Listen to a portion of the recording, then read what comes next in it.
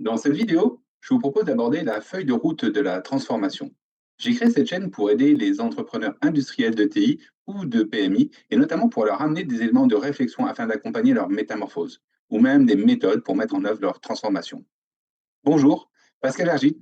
J'aide les entreprises industrielles à se transformer pour qu'elles puissent se développer sans friction. Pour faire suite à la vidéo Le diagnostic d'une transformation réussie, je vous propose d'aborder sa traduction en une feuille de route.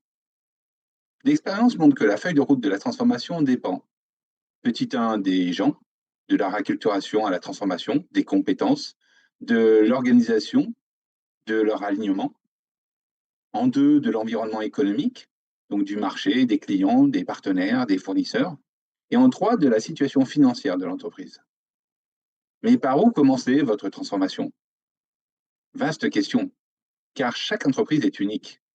Lorsqu'un DG lance un plan de transformation, il y a deux cas extrêmes avec toutes les nuances entre.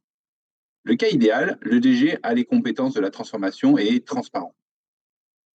C'est une personne inspirante et un leader dans son entreprise. Il a une entreprise qui se porte bien financièrement. Il a un président, des employés transparents, compétents, souhaitant le changement. Il a une personne du CODIR ayant les compétences de la transformation. Le cas délicat, le DG n'a pas les compétences de la transformation et au fond de lui n'est pas sûr de vouloir le changement. Il est isolé dans son entreprise, en conflit plus ou moins tacite avec quelques employés ou sa présidence. Il a une entreprise sur le fil du rasoir financier.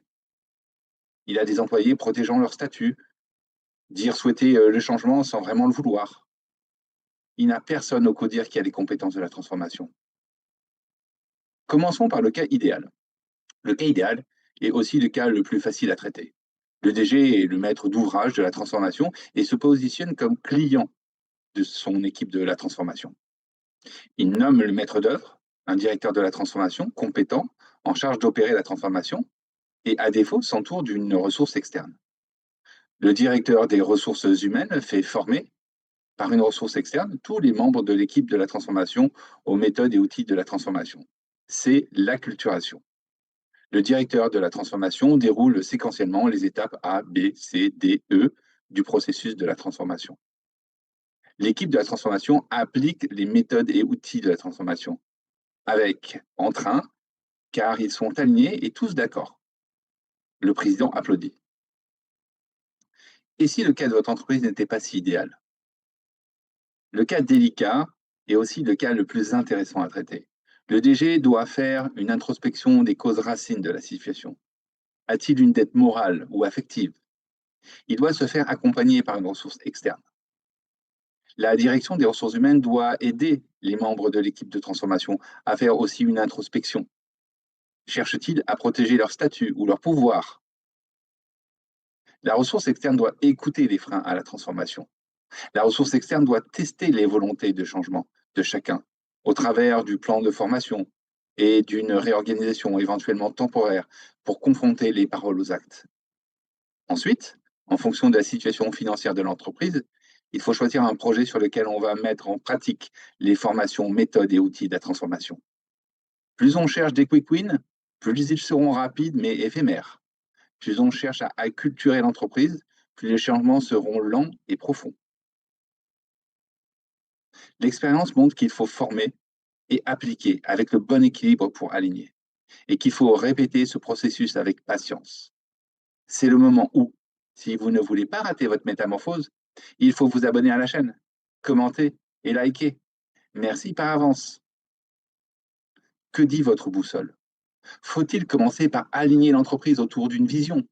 Faut-il commencer par raffiner votre pipe des idées? Faut-il commencer par lancer un projet innovant de plateforme? Faut-il commencer par un projet application pour acter dès la première commande? Faut-il commencer par le lancement d'un projet de productivité et de réusage? Le doute persiste? Le processus de transformation est à haut risque en cas d'échec. Faites-vous accompagner et sortez de l'isolement. Formez-vous à la transformation. Faites réaliser un diagnostic. Qui peut faire ce type de diagnostic? Toute personne qui a été formée et qui a eu des expériences à mettre en œuvre un processus de transformation.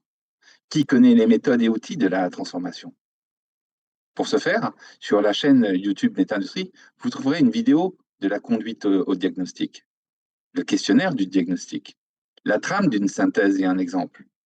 Sur la chaîne YouTube Méta-Industrie, vous retrouverez de nombreuses vidéos de culture générale industrielle comme une étude du marché mondial de la main-d'œuvre ouvrière, des analyses sectorielles dans des pays à forts coûts salariaux pour identifier les vecteurs de forte croissance, et tant d'autres, ayant pour but de partager une compréhension commune au monde de ces enjeux et ainsi de favoriser l'alignement des équipes de la transformation.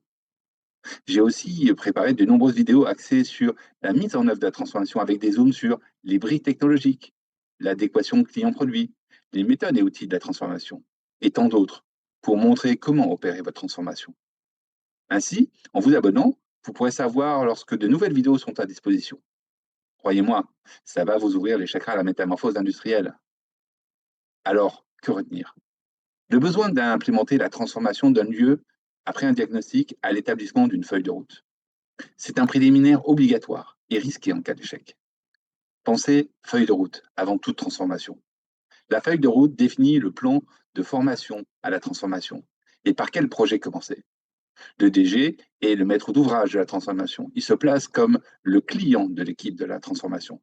Celui qui opère la mise en œuvre de la transformation est le directeur de la transformation, membre du CODIR ou une ressource externe.